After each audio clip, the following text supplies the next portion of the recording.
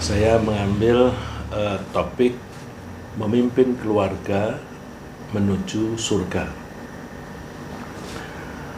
Setiap lelaki muslim yang telah dikaruniai Allah seorang istri dan anak-anak berkewajiban memimpin semua anggota keluarganya untuk menggapai tujuan yang diridhoi Allah, yaitu surga, di mana mereka akan tinggal bersama. Dalam memimpin keluarganya, lelaki tersebut dibantu oleh istrinya, masing-masing laki-laki dan perempuan sebagai suami dan istri atau sebagai ayah dan ibu. Masing-masing mereka kelak di akhirat akan diminta pertanggungjawaban tentang kepemimpinan mereka. Pada pertemuan yang lalu sudah saya kutip hadis yang agak panjang bahwa Rasulullah SAW mengingatkan kepada kita bahwa masing-masing kita ini berperan sebagai pemimpin atau manajer atau pengasuh atau bahasa literalnya penggembala, dan masing-masing kita akan diminta pertanggungjawaban kita tentang cara kita mengelola, cara kita memanage. Nah, untuk pagi ini saya ambil sepotong dari hadis yang panjang itu, warrajulu ra'in ala ahli baitih.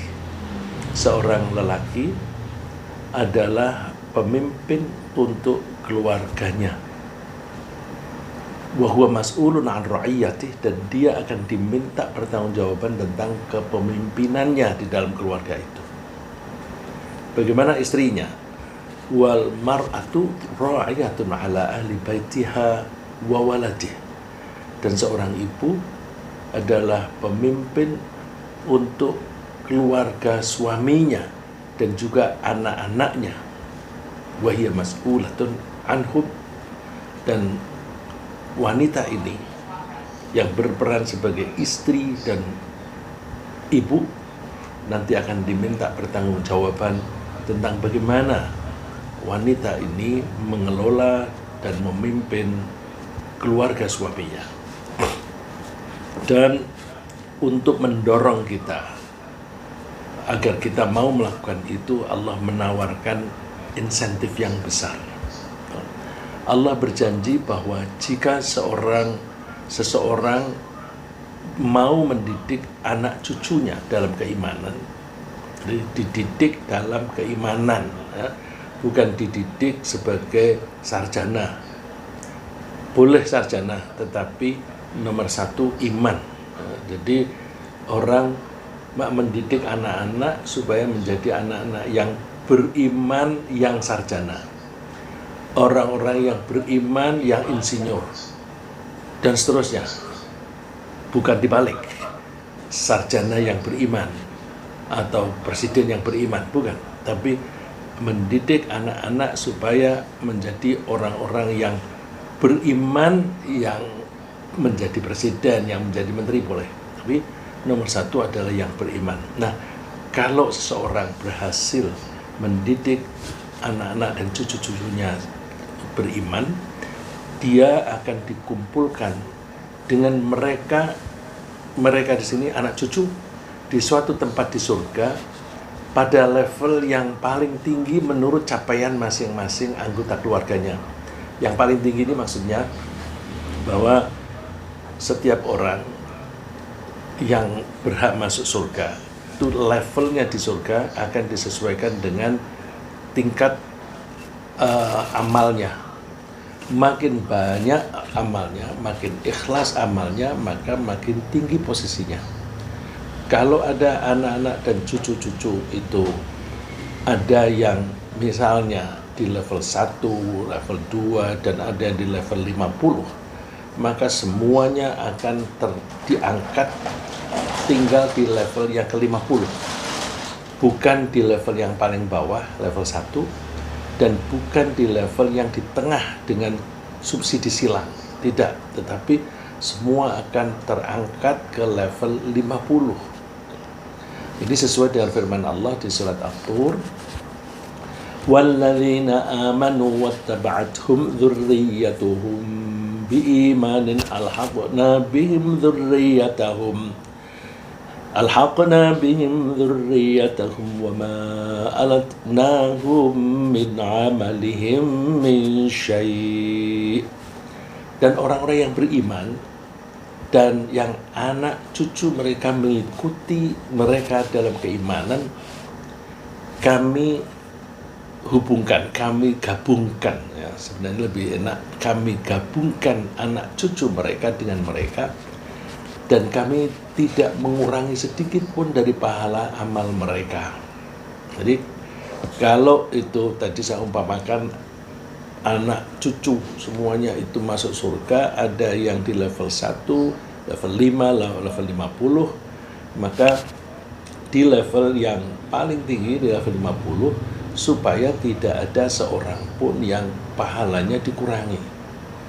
Dia berhak di situ, tidak boleh lebih rendah. Nah, terus karena kasih sayang Allah, karena rahmat Allah, karena karunia Allah, anggota keluarga besar yang lain ini ikut terangkat di atas.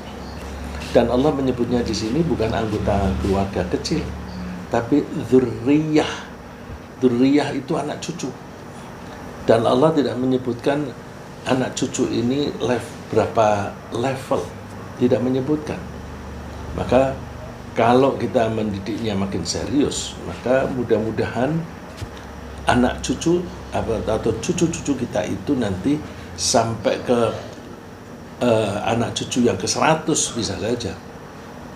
Tapi kita membangun fondasinya sehingga anak-anak kita nanti ketika mendidik anak-anak mereka itu menggunakan cara-cara yang kita lakukan, yaitu agar anak-anaknya semuanya menjadi orang-orang yang beriman.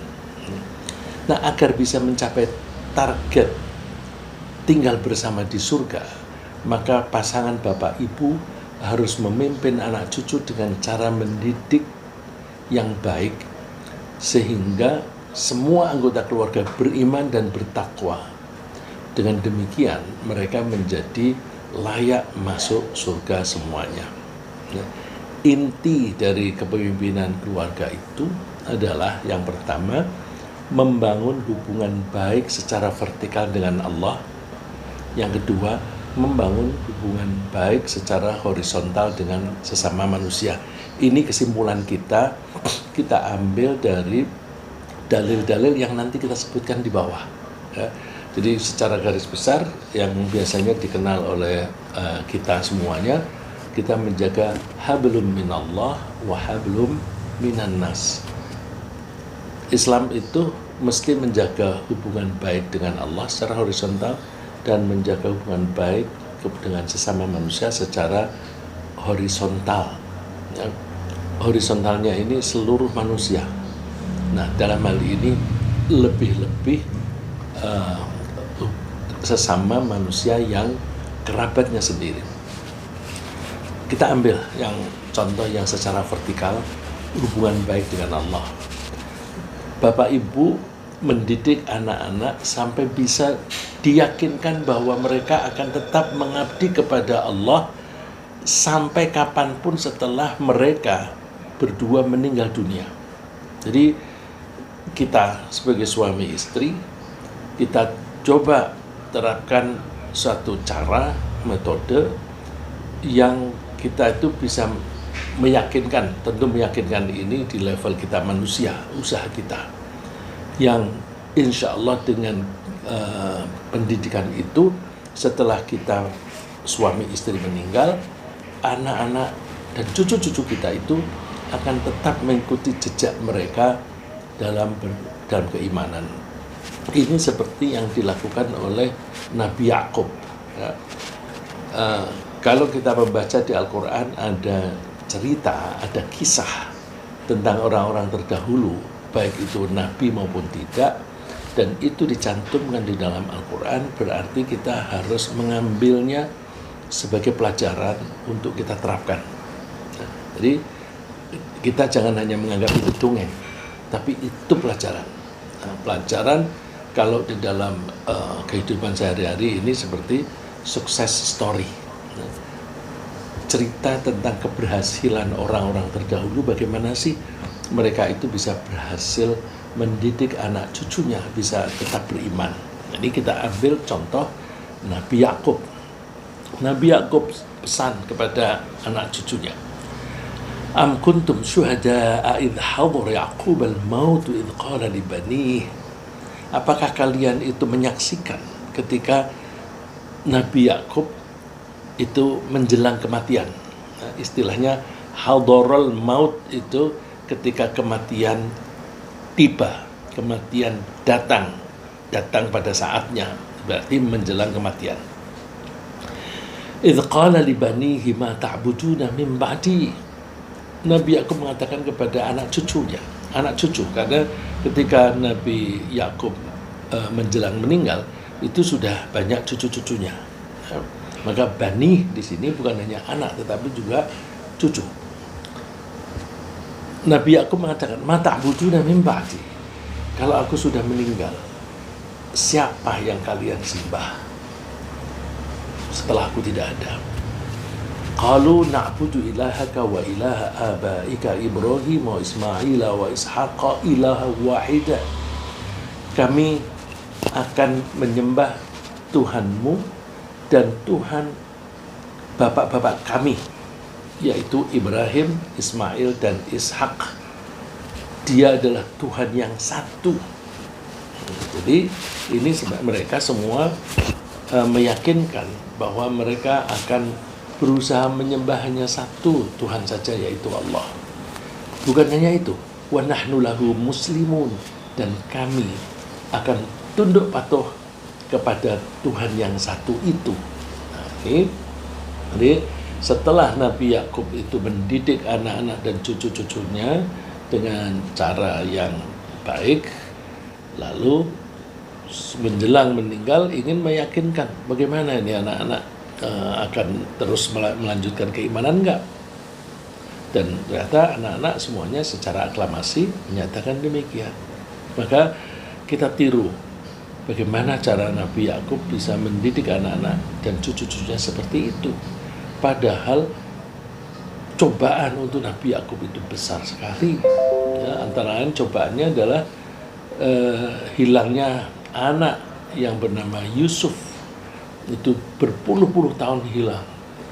Beliau sedih sekali karena tidak tahu nasib anaknya ini. Tapi dia meyakini bahwa anak dia yang satu ini pasti masih hidup. Di mana harus dicari.